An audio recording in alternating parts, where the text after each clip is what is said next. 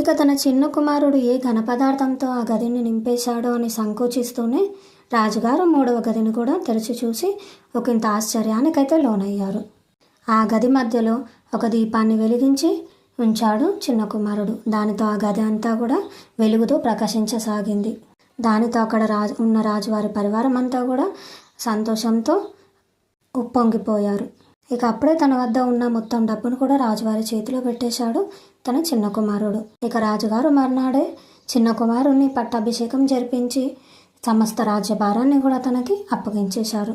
తన మొదటి మరియు 2వ కొడుకులకు సైన్య భారాన్ని ఇచ్చి వారికి కూడా ఒక పదవిని కల్పించారు. ఇక చిన్న కుమారుడు తన తండ్రి లాగానే రాజ్యాన్ని ధర్మబద్ధంగా క్రమశిక్షణ భరితుడై పాలించడం మొదలుపెట్టాడు. ఇక ఆ రాజ్యంలో సుఖ సంతోషాలు వెల్లివిరిశాయి. వీడియో ఎలా అనిపించిందో లైక్ చేయండి, కామెంట్ చేయండి అండ్ మన ఛానల్ని సబ్స్క్రైబ్ చేసుకోండి. ఈ కథ ఇంతటితో సమాప్తం.